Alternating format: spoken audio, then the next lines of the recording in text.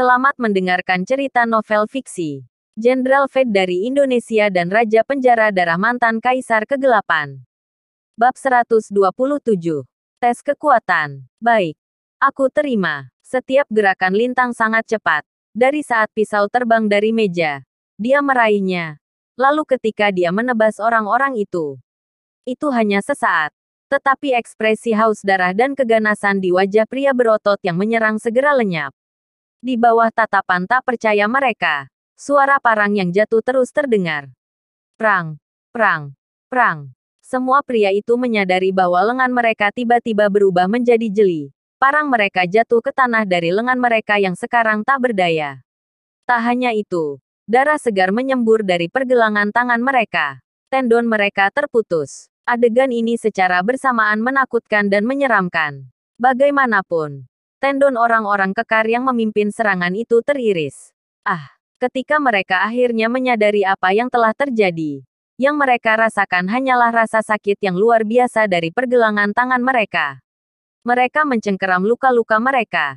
Teriakan mereka terdengar menakutkan saat mereka mulai mundur bersamaan.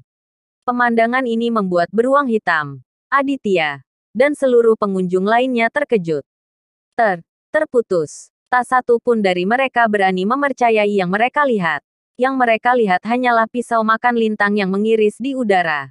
Tetapi tak satu pun dari mereka yang berhasil melihat bagaimana tepatnya dia berhasil memutuskan tendon pergelangan tangan beberapa pria bertubuh besar itu. Adegan ini seakan dalam kisah fantasi. Sialan, mundur, orang ini tak boleh diusik. Seorang pria di belakang penyerang berteriak ketakutan sebelum bergegas pergi untuk melarikan diri dengan cepat. Dia bukanlah satu-satunya. Satu persatu. Saat masing-masing pria yang tersisa tersadar kembali, mereka merasakan hawa dingin yang kuat menjalari tubuh mereka. Mereka memutuskan untuk mundur. Namun, sudut mulut Lintang terangkat menjadi senyum haus darah. Aku bahkan belum menyentuh kalian. Jadi kenapa kalian mundur? Sekarang, aku ajari kalian cara menggunakan pisau. Dengan begitu, Lintang melesat dan menyerang dengan marah pada sekelompok pria yang mundur itu. Dia begitu cepat sehingga sulit bagi orang untuk melihatnya dengan jelas. Sekelompok pria yang baru saja mengambil beberapa langkah. Mereka sekarang berlari langsung ke gerombolan pengunjung seperti harimau yang melompat mengejar mangsanya. Tetapi kemudian, hal yang paling mengejutkan dan membingungkan terjadi. Pisau makan Lintang terus berputar tanpa henti seperti pemandangan ilusi. Dengan setiap putaran pisaunya, semburan darah merah akan menyembur dan memercik saat tendon pergelangan tangan pria-pria itu terputus satu demi satu. Parang demi parang berdenting ke lantai. Dalam selang waktu hanya beberapa tarikan napas, suara jeritan mengerikan bergema tanpa henti di seluruh restoran.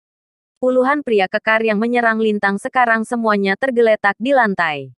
Darah merah mewarnai lantai restoran. Seluruh pria melolong saat mereka mencengkeram pergelangan tangan mereka yang berlumuran darah. Hanya satu orang yang berdiri di antara kelompok pria yang semuanya berguling-guling di lantai. Dan orang itu Lintang.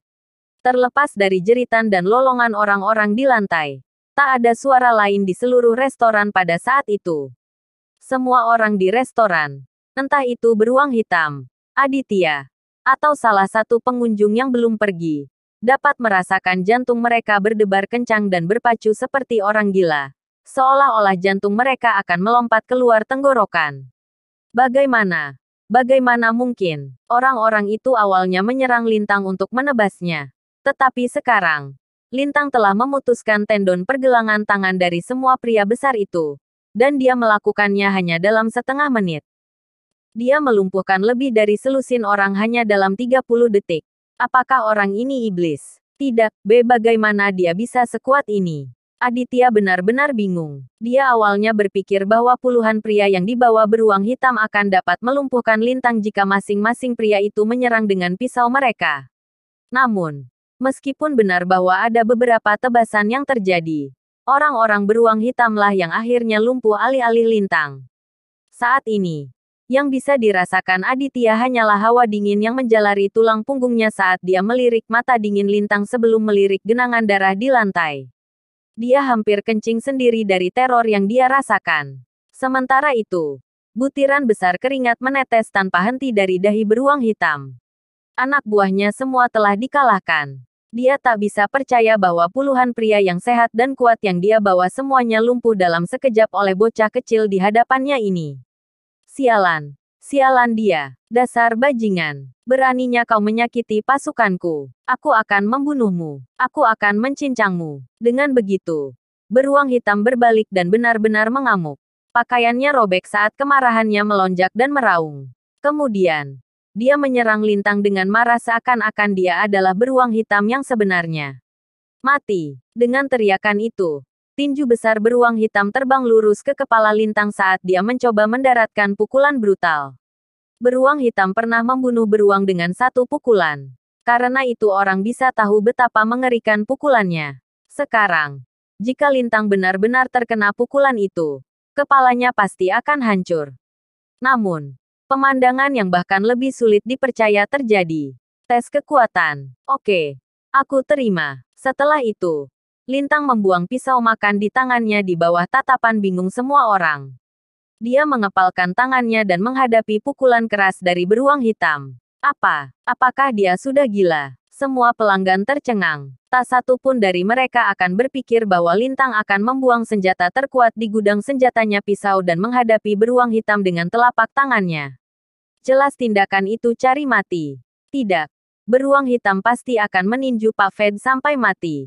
Satu persatu. Wajah pengunjung memucat.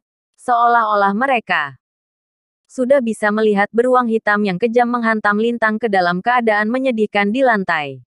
Mereka bukanlah satu-satunya. Aditya sangat gembira saat dia melihat adegan ini dari belakang. Dasar bodoh. Hahaha. Orang ini bodoh sekali. Bagi Aditya, jika Lintang menggunakan pisaunya untuk melawan beruang hitam mungkin akan kalah dengan menyedihkan. Tetapi sekarang, Lintang tak lagi punya pisau makan dan bertarung dengan tangan kosong. Dia jelas berjalan menuju kematiannya sendiri. Senyuman aneh di wajah Aditya sudah sangat mengerikan. Dia hampir tak sabar untuk mendengar jeritan kesakitan Lintang. Mati. Sedikit kekejaman menyala di mata beruang hitam. Dia mendorong lebih banyak kekuatan ke tinjunya dan kemudian meninju Lintang dengan keras. Suara angin berputar mengiringinya. Gedebuk. Dalam sekejap, dua kepalan tangan yang besar dan tinju yang lebih kecil, menghantam satu sama lain dengan brutal. Krek. Suara sesuatu yang retak segera membuat jantung semua orang berdegup kencang. Lintang kalah. Senyum getir muncul di wajah pelanggan satu persatu. Mereka sudah tahu bahwa Lintang pasti akan kalah dalam tes antar tinju. Bagaimanapun, Aditya sangat bersemangat sehingga dia hampir melompat di tempat. Tetapi tepat pada saat itu, teriakan mengerikan terdengar. Senyum Aditya segera lenyap. Ah, tanganku. Kau. Bagaimana kau mematahkan tanganku? Jeritan itu dipenuhi dengan ketakutan dan ketidakpercayaan. Saat itulah Aditya dan pengunjung yang tersisa menyadari bahwa Lintang bukanlah orang yang terluka.